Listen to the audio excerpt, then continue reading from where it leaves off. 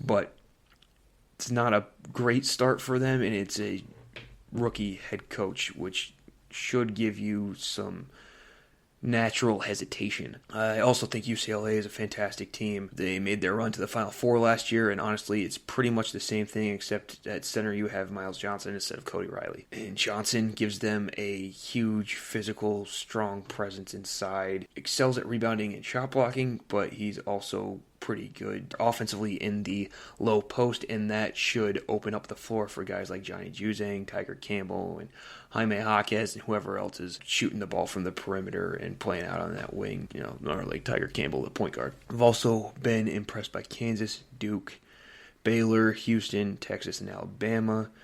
Memphis, I'm going to save my evaluation of them until I've seen them against some good teams, because so far they're in the top 10, but they haven't really played anybody notable yet. But there's certainly promise there. I think St. Bonaventure and Loyola Chicago could be some mid-major teams that sneak up on people. Although after their recent seasons, I'm not sure you could really consider it sneaking up on anymore. Arizona has emerged as call them a sleeper for now, but really it's more of a contender that we thought could come out, but didn't necessarily expect them to come out. But they have plenty of talent on our team. They're really athletic, and they blew out Michigan, earning a spot rather high up in the polls. I think they're 14 right now. And in terms of the Big Ten, outside of Purdue, it's been pretty much a disappointment so far. I think it's just a matter of time before Michigan State gets into the poll, but the rest of the conference has been kind of shaky so far. The SEC and the Big East currently can claim to be the two best conferences just based on the polls, with 5 ranked teams in the SEC and 4 in the Big East. Jumping back over to the NFL, in the past couple of weeks, some NFL players have signed some contract extensions. Taysom Hill, backup quarterback for the Saints, signed a 4-year deal that will pay him according to the position. It's interesting because this is the first type of deal that way for a guy that doesn't exactly have a position. If he stays listed as that quarterback tight end type of role, the contract is going to be worth $40 million, so $10 million a year. And if he becomes the team's starting quarterback, it jumps all the way up to $95 million over 4 years. So that's a very interesting deal to keep an eye on. Cleveland, the Browns have signed offensive lineman Wyatt Teller to a 4-year extension worth about $48 million, so about $12 million a year. And they've also signed guard Joe Pitonio to a 3-year extension.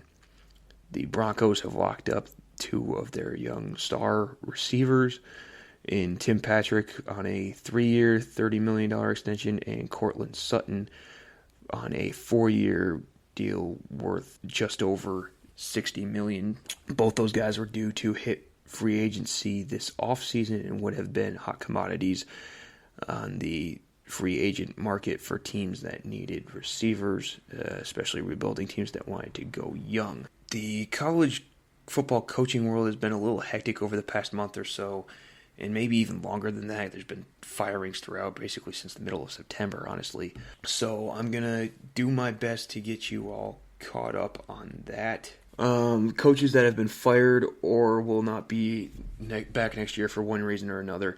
Tom Arth at Akron, Randy Edsall at UConn, Butch Davis at Florida International, Dan Mullen at Florida, Chad Lunsford at Georgia Southern, Ed Orgeron at LSU, Walt Bell at UMass, Gary Patterson at TCU, Matt Wells at Texas Tech, Chip Lindsey at Troy, Clay Helton at USC, Justin Fuente at Virginia Tech, Jimmy Lake at Washington, and Nick Rolovich at Washington State.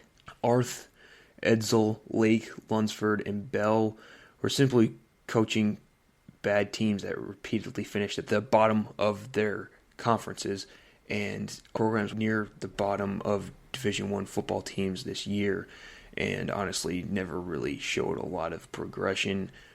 Especially, I know I saw a couple of Washington games. Their offense looked absolutely awful. It was almost like they didn't even try to recruit that side of the ball, to put it bluntly. Mullen, Orgeron, Patterson, Wells, Helton, Fuente couldn't live up to the expectations. Fuente and Wells probably had the smaller expectations. Wells was probably supposed to get the Texas Tech offense to be a lot better than it was, but he didn't do that. He had a decent record and had them headed in a bit of the right direction this year, but they just weren't very good overall. Fuente just wasn't bringing his team back to the level that Frank Beamer had Virginia Tech playing at before he left Blacksburg. And they've really struggled to find that in any of the coaches they've brought in. But I think he's the one that's lasted the longest since then, did the best job so far.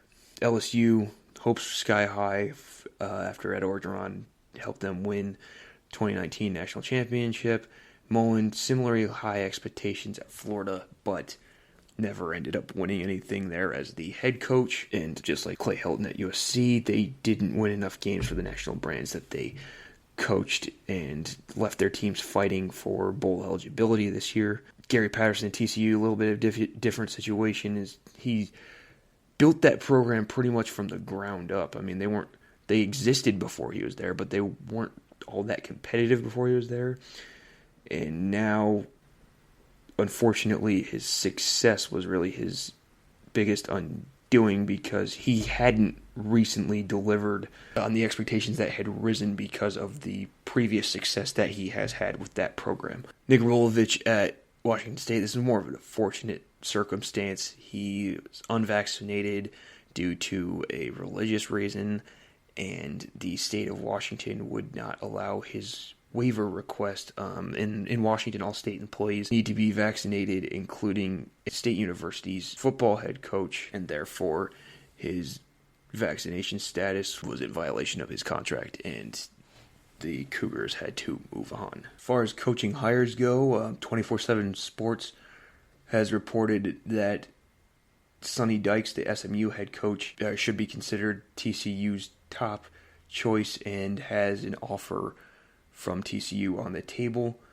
Don Brown, the former Michigan, Arizona defensive coordinator, is returning to UMass, where he's previously served as head coach and defensive coordinator, and will be the Minutemen head coach once again. James Franklin has signed a 10-year extension, keeping him at Penn State, as his name surfaced for a few other jobs.